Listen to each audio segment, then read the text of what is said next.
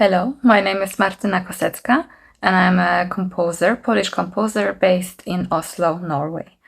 I would like to thank very much the curators of Circuit Fantôme series, Mr. Daniel Teruggi and Anton Iakhontov, for the invitation to dedicate one of the series exclusively to my music. Well, to introduce you to that, I would like to say a few words about the compositions that are going to be played during the one marathon of my music.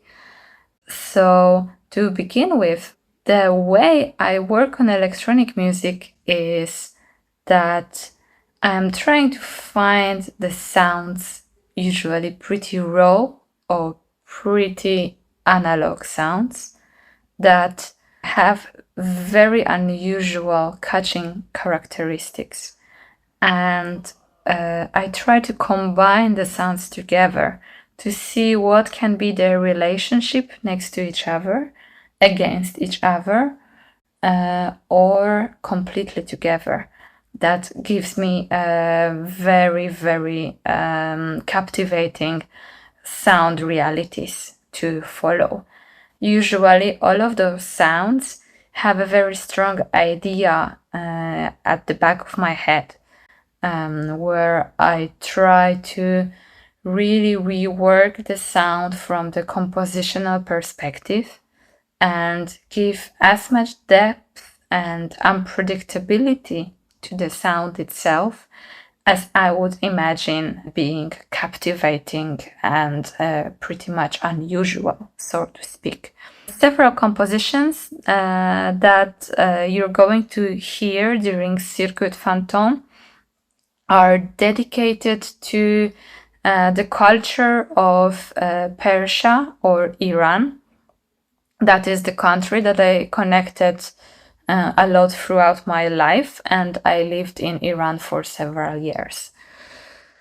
One of the works that you're going to hear is Ruba'i. That is a work inspired by the poetry of Persian poet and polymath Omar Khayyam, where I was working with the poetry recorded by 4 different voices and clashing the voices and voice characteristics that I captivated against the analog, pretty harsh sounds. So here is this kind of dichotomy I was talking about from the very beginning, to search for certain clashes where the poetry is stripped from its own meaning, but the sound becomes the most important in its purest form. That's about Ruba'i. Another work during the evening of Circuit Fantôme is called Virya, which has been inspired by the poem Window by Persian poet Farukh Farrokhzad. The poem is pretty unique, very imaginative and delicate in its form, and says about very specific way a woman can be separated from her own surroundings or even become a prisoner. So the window is actually the only place that you can look at the world and you can be in connection with what is happening around you. In the electronic piece that I created, I tried to capture as much of the poetic atmosphere that I could really find, that could lead the listener through the meanders and the depth of the story. So I call this even a radio poem instead of the electroacoustic or acousmatic work that has a deeper meaning to me. Another piece that is connected to Iran during the evening that is going to be actually a premiere is the work called Tehran 16316 Sound Memoire. That is the piece that was very important to me because it contained the sounds that I was recording myself while living in Tehran.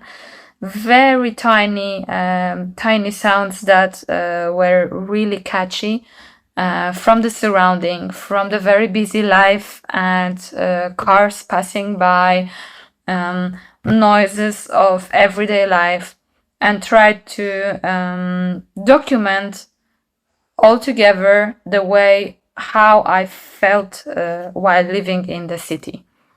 So that is again another piece that uses a lot of raw material, a lot of pre-recorded material that I was gathering myself and polishing myself, and then meticulously working on with each very tiny fragment, transforming it to the way that it should be. Pretty the same thing happens with the work Hypertexture.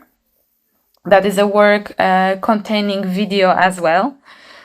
It's been done during the COVID times in 2020, quite in the middle of the lockdown. And it's a heavy work relating to the tinnitus that happens when you go through a certain kind of trauma. And then there is the sound that starts to be recreated inside your ear and it never leaves you. That is what happened to me during the COVID time. Now I live every day with a very, very high frequency ringing constantly in my ear. That was probably the way to somehow agree with the situation that it's going to be until the very end of my life a companion throughout my journey. So the piece is somehow bringing out all those emotions and heaviness of trying to welcome an unwanted friend at that time.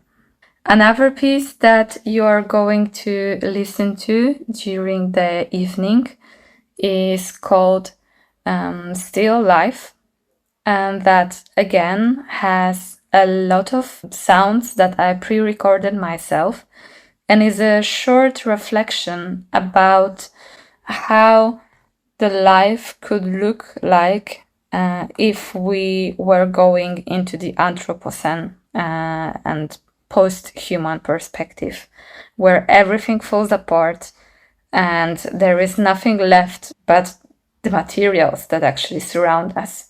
What kind of sounds would be created then? Which really corresponds, in my opinion, to the way that electronic and electroacoustic music can work with showing us certain kind of wall against our own human perspective. That is really a window also towards another world, towards the world where maybe things are out of our human control, and the way we are transformed through things. The same way that we manipulate electronic sound to serve our own ideas, sometimes it can escape and manipulate us. I hope you're going to enjoy the concerts, and I wish that you follow the sounds and you discover their own meanings that they create for you. Thank you so much for watching and enjoy the show.